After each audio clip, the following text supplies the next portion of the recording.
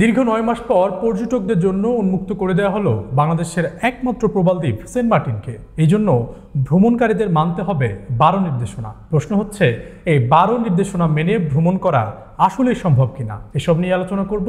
আমাদের সঙ্গে রয়েছেন সহকর্মী অমিত হাসান রবিন। রবিন, আপনাকে স্বাগত। অসংখ্য ধন্যবাদ।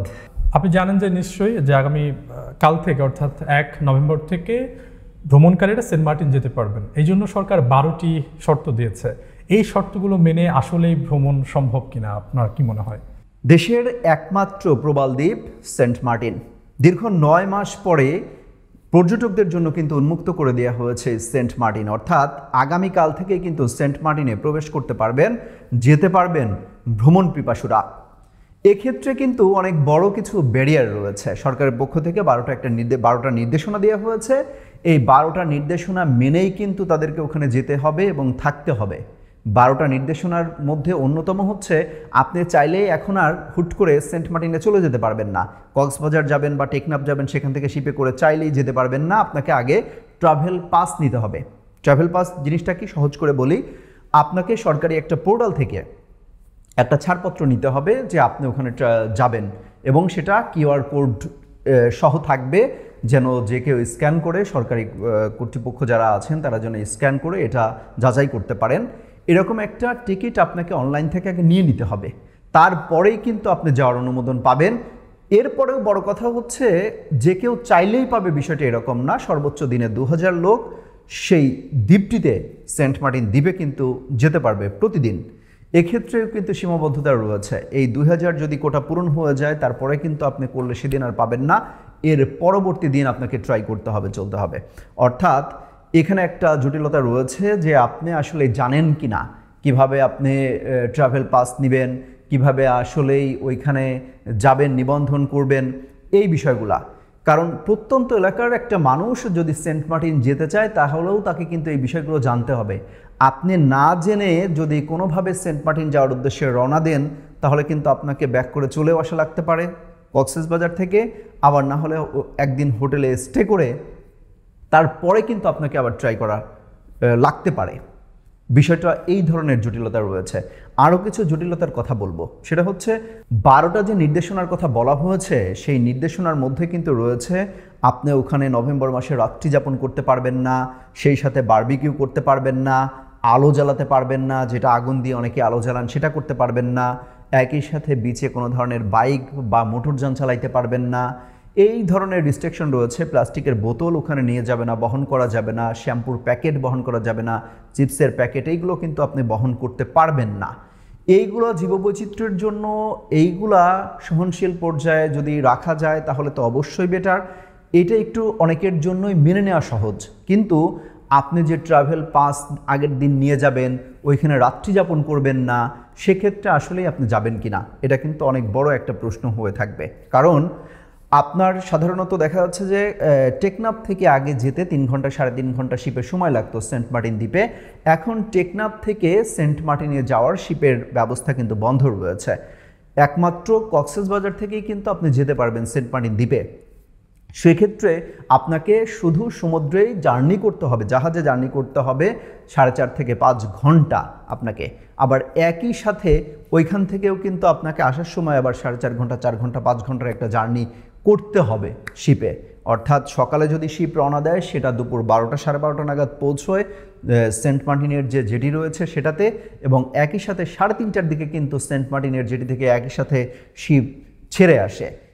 এই জন্য এক্ষেত্রে মাত্র আপনি ৩ ঘন্টা থেকে ৩.৫ ঘন্টার সময় পাবেন সেই সেন্ট মার্টিনে অবস্থান করার ক্ষেত্রে। বড় প্রশ্ন হয়েছে, তাহলে এই ৩ ঘন্টার জন্য আপনি যাবেন কি না সেন্ট মার্টিনে? এত টাকা অর্থ খরচ করে সেখানে যাবেন কি না? গেলেও হোটেল বুক করবেন কি না ৩ ঘন্টার জন্য? আপনি নামবেন, হোটেলে যাবেন, ফ্রেশ হবেন, একটা ড্রেস নিয়ে হয়তোবা সমুদ্রের বিচে চলে আসবেন, তারপরে বিচটা একটু দেখে আবার আপনাকে শিপ ধরতে হবে। এই হচ্ছে আপনার হয়তোবা রুটিন হয়ে যেতে পারে। কিন্তু সেন্ট মার্টিন কি আসলেই মানুষ একটু এই একটা বিচ দেখার জন্য যায়?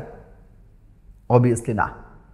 সেন্ট মার্টিনে যেতে হলে মানুষ জ্যোৎস্না উপভোগ করতে যায়, সমুদ্র পাড়ে বসে পা মিলিয়ে সমুদ্রের গর্জনটা শুনতে পছন্দ করে, ছেঁড়া দ্বীপ আছে সেখানে যেতে পছন্দ করে, একটু পানিতে বালিতে হাঁটতে পছন্দ করে, এই বিষয়গুলো কিন্তু থাকে, সমুদ্রে গোসল করার বিষয়টা থাকে। কিন্তু আপনি 3 ঘন্টায় কি করবেন এটা আপনাকে আগে ডিসাইড করে নিতে হবে যে এই 3 ঘন্টায় আপনি কতটুকু কাভার করতে পারবেন সেন্ট মার্টিন দ্বীপে।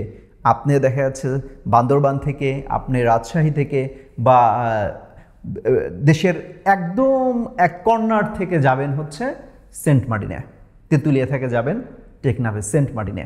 সেক্ষেত্রে আপনার জন্য এই 3 ঘন্টাটা আসলে কতটুকু সুখ বয়ে আনবে এটা আসলে আপনার চিন্তা করার বিষয়। আরেকটা তথ্য দিয়ে রাখি, শুধু নভেম্বরে কিন্তু এটা যে আপনি রাত্রি যাপন করতে পারবেন না, ডিসেম্বর এবং জানুয়ারি এই 2 মাসে কিন্তু আপনি সেখানে রাত্রি যাপন করতে পারবেন এবং তাদের জন্য একই নিয়ম যে আপনাকে আগ থেকে ট্রাভেল পাস করে নিতে হবে, যে আপনি ওখানে যেতে চান, কতদিনের জন্য যেতে চান, কতদিন থাকতে চান, এই বিষয়গুলো কিন্তু আপনাকে ইনশিওর করে তারপরে যেতে হবে। এত ঝামেলা পোহানোর পরে আসলে এই পর্যটকরা যেতে চাইবেন কি না এটা কিন্তু একটা বড় প্রশ্ন হয়ে থাকে, কারণ ফেব্রুয়ারি থেকে যাওয়ার কোনো অপশন নাই। এই হচ্ছে টোটাল বর্তমান পরিস্থিতি সেন্ট মার্টিন নিয়ে। সেন্ট মার্টিনে আপনাকে যেতে হলে অনেক চিন্তা ভাবনা কষে, আপনাকে সময় বের করে, ট্রাভেল পাস নিয়ে, সীমাবদ্ধতার কথা মাথায় রেখে, 12টা নির্দেশনার বিষয়গুলো মাথায় রেখে তারপরে কিন্তু আপনাকে চিন্তা করতে হবে আপনি সেন্ট মার্টিন যাবেন কি যাবেন না।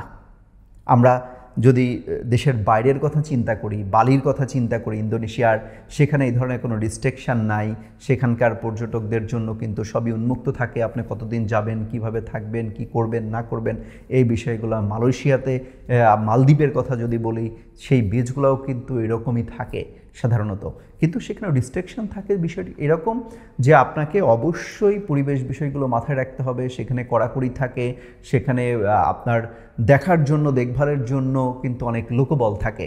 আমি 2021 সালে যখন গিয়েছিলাম তখন আমি দেখতে পেয়েছিলাম যে আপনার প্রত্যেকটা শিপের মধ্যে মানুষগুলো কিন্তু চিপস খেয়ে খেয়ে সে ফেলে দিচ্ছে প্যাকেটটা সমুদ্রে, প্লাস্টিকের বোতলগুলো ফেলে দিচ্ছে সমুদ্রে। কোথাও কোনো আমি কিন্তু বিন দেখতে পাইনি যেখানে সে ময়লাটা ফেলবে, এমনকি অ্যানাউন্সমেন্টও করতে শুনিনি যে কেউ কিন্তু বাইরে ফেলা যাবে না, চলা যাবে না, এরকম কিছু।